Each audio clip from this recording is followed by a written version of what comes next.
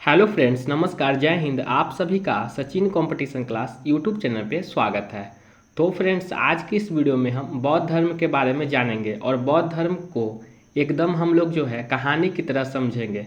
कहानी की तरह समझने से क्या होगा कि आपको जो है इस वीडियो को देखने पे बोरिंग भी नहीं फील होगा और आप बौद्ध धर्म का शुरू से लेकर अंत तक पूरा टॉपिक जो है एक ही वीडियो में कंप्लीट कर पाएंगे। और अगर आप ये पूरा कहानी सुन लेते हैं तो बौद्ध धर्म से आपका एक भी प्रश्न नहीं छूटेगा। ये बौद्ध धर्म का पार्ट 1 होगा। इसके नेक्स्ट वीडियो में हम बौद्ध धर्म का जो प्रीवियस ईयर क्वेश्चन पूछा गया है कॉम्पिटिटिव एग्जाम में वो सारे क्वेश्चन कराएंगे। तो चलिए वीडियो को शुरू करते हैं और बौद्ध धर्म को एक कहानी की तरह समझते हैं कि बौद्ध धर्म क्या था। तो बौद्ध धर्म जो है, बौद्ध धर्म के संस्थापक जो हैं गौतम बुद्ध हुए। बौद्ध धर्म के संस्थापक गौतम बुद्ध हुए। इन्हें एशिया का ज्योतिपुंज यानी कि लाइट ऑफ एशिया कहा जाता है। गौतम बुद्ध का जन्म 563 ईसा पूर्व में कपिल वस्तु के लुम्बिनी नामक स्थान पर हुआ था। इनके पिता का नाम सुद्धोधन था और इनके माता का नाम महामाया देवी था। ठीक है। इनकी माता की मृत्यु इनके जन्म के मात्र 7वें दिन ही हो गई थी। जब इनका जन्म हुआ था तो इनकी माता की मृत्यु जो है इनके जन्म के 7वें दिन ही हो गई थी। और फिर इनका लालन पालन जो है, इनकी एक सौतेली माँ थी जिसका कि नाम प्रजापति गौतमी थी। उसी ने जो है गौतम बुद्ध का लालन पालन जो है बचपन से लेकर किया था। और गौतम बुद्ध का बचपन का नाम था सिद्धार्थ। बचपन से ही जो है गौतम बुद्ध का मन जो है आध्यात्मिक की ओर था और इसलिए इनके पिता ने इनका विवाह जो है, गौतम बुद्ध का विवाह इनके पिता ने 16 वर्ष की अवस्था में जो है यशोधरा के साथ कर दिया था। और इनसे एक पुत्र हुआ जिसका कि नाम राहुल था। अपने साम्राज्य में एक दिन गौतम बुद्ध भ्रमण के लिए निकले और भ्रमण के दौरान उन्होंने कई व्यक्तियों के देखे, जैसे कि बूढ़ा व्यक्ति, बीमार व्यक्ति, सब और सन्यासी। जीवन की 4 अवस्थाओं को इन्होंने देखा। उसके बाद इनका मन जो है वैराग्य, इनके मन में एक वैराग्य उत्पन्न हो गया जब इन्होंने ये 4 व्यक्तियों को देखा। उसके बाद इन्होंने सांसारिक समस्याओं से व्यतीत होकर 29 वर्ष की अवस्था में गृह त्याग करने का निर्णय लिया, जिसे कि बौद्ध धर्म में हम लोग महाभिनिष्क्रमण कहते हैं। ज्ञान की खोज में बुद्ध इधर उधर भटकते रहे। फिर इन्हें एक गुरु मिले जिनका कि नाम अलार कलाम था, जो इनके पहले गुरु बने। इन्होंने, गौतम बुद्ध ने अलार कलाम से सांख्य दर्शन की शिक्षा ली थी। इसके बाद महात्मा बुद्ध ने जो है अपने 5 मित्रों के साथ सारनाथ के वन में लगभग कई वर्षों तक कठोर तपस्या की। इसके बाद महात्मा बुद्ध ज्ञान की प्राप्ति के लिए गया चले गए और फिर कठिन तपस्या के बाद 35 वर्ष की आयु में बैसाख की पूर्णिमा की रात्रि को निरंजना नदी के किनारे पीपल वृक्ष के नीचे इनको ज्ञान की प्राप्ति हुई। और ज्ञान प्राप्ति के बाद इनका कि बचपन का नाम, जैसा आप लोग जानते हैं कि इनका बचपन का नाम सिद्धार्थ था, तो ज्ञान प्राप्ति के बाद इनका नाम बुद्ध के नाम से जाना गया। और वह जो स्थान जहाँ पे गौतम बुद्ध को ज्ञान की प्राप्ति हुई थी वह स्थान जो है बोध गया कहलाने लगा। गौतम बुद्ध ने अपना प्रथम उपदेश सारनाथ में दिया, जिसे बौद्ध ग्रंथों में जो है धर्म चक्र प्रवर्तन कहा गया। और उन्होंने यह उपदेश पाली भाषा में दिया था।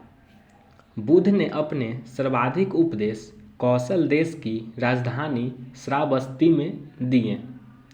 उसके बाद महात्मा बुद्ध ने 4 सत्य कथन कहे।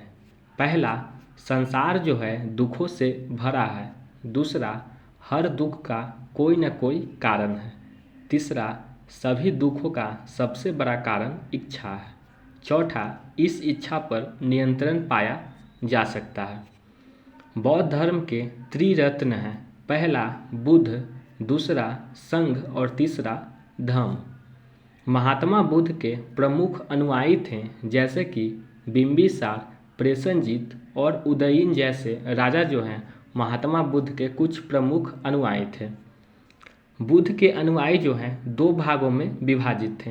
पहला भिक्षुक और दूसरा उपासक। भिक्षुक जो हैं बौद्ध धर्म का प्रचार करने के लिए संन्यास ग्रहण किए, लेकिन उपासक जो है गृहस्थ जीवन व्यतीत करते हुए ही बौद्ध धर्म अपनाए। बौद्ध संघ में सम्मिलित होने के लिए न्यूनतम आयु सीमा 15 वर्ष रखी गई थी। बुद्ध के जीवन से संबंधित बौद्ध धर्म के कुछ प्रतीक चिन्ह हैं, जैसे कि जन्म का प्रतीक चिन्ह कमल और सांड है, गृह त्याग का प्रतीक चिन्ह घोड़ा है, ज्ञान का प्रतीक चिन्ह पीपल यानी कि उसे बोधि वृक्ष भी कहा जाता है, निर्वाण का प्रतीक चिन्ह है पद चिन्ह और मृत्यु का प्रतीक चिन्ह है स्तूप। उसके बाद 80 वर्ष की अवस्था में 483 ईसा पूर्व कुशीनगर में बुद्ध का निधन हुआ, जिसे बौद्ध धर्म में महापरिनिर्वाण कहा गया। निधन के पश्चात बुद्ध के अस्थि अवशेषों को भारत के 8 जगहों पर स्थापित कर स्तूपों का निर्माण किया गया, जिसमें से कि सबसे बड़ा स्तूप सांची का स्तूप है। महात्मा बुद्ध की मृत्यु के बाद बौद्ध धर्म के प्रचार प्रसार के लिए 4 बौद्ध संगीतिया का आयोजन किया गया। पहला 483 बीसी में स्थान राजगीर में और राजा उस समय थे अजातशत्रु और पुरोहित का नाम महाकश्यप था। दूसरा 383 ईसा पूर्व में वैशाली में और राजा वहाँ के थे कालाशोक और पुरोहित थे सवाकर्मी। उसके बाद तीसरा 255 ईसा पूर्व में पाटलिपुत्र में और उस समय राजा थे अशोक और पुरोहित थे मेघलीपुत्र। चौथा प्रथम ईसा पूर्व में स्थान कुंडलवन और उस समय राजा थे कनिष्क और उस समय अध्यक्ष थे वसुमित्र और उपाध्यक्ष थे अश्वघोष। चौथी बौद्ध संगीति के बाद बौद्ध धर्म 2 भागों में बट गया। एक का नाम है हीनयान और दूसरा का नाम है महायान। हीनयान जो है बौद्ध धर्म का प्राचीन रूप है। यह कठोर मार्ग है, इसके द्वारा कम लोग निर्वाण की प्राप्ति कर सकते हैं। यह बुद्ध को अलौकिक गुणों का सामान्य पुरुष मानते हैं। यह बुद्ध के प्रतीकों की पूजा करते हैं। इनके ग्रंथ पाली भाषा में रचे गए हैं। ये कर्म एवं धर्म में विश्वास करते हैं। और दूसरा है महायान।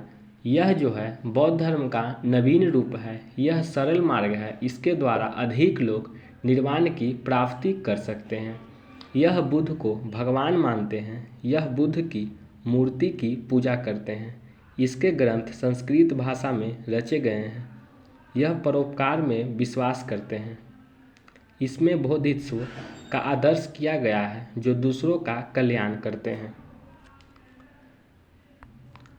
अब बौद्ध साहित्य के बारे में जान लेते हैं। तो बौद्ध साहित्य में त्रिपिटक जो है मूल रूप में पाली भाषा में रचे गए हैं। इनकी संख्या 3 है। पहला विनय पिटक, दूसरा सूत पिटक और तीसरा अभिधम्म पिटक। उसके बाद जातक कथाएं हैं। तो जातक कथाएं जो है मूल रूप में पाली भाषा में ही रचे गए हैं। इनकी संख्या 549 है। इनमें बुद्ध के पूर्व जन्मों की कथाएं हैं। उसके बाद है बुद्ध चरित। तो बुद्ध चरित की रचना संस्कृत भाषा में हुई है। अश्वघोष के द्वारा रचित यह एक महाकाव्य है। इसमें बुद्ध का जीवन एवं उनकी शिक्षाओं का वर्णन है। इसे बौद्धों की रामायण भी कहा जाता है। उसके बाद है धम्मपद। तो इसको पाली भाषा में रचा गया है। इसे बौद्धों की गीता कहा जाता है। तो धन्यवाद दोस्तों, आज की इस वीडियो में यहीं तक। मिलते हैं एक और नई वीडियो में। तब तक के लिए धन्यवाद।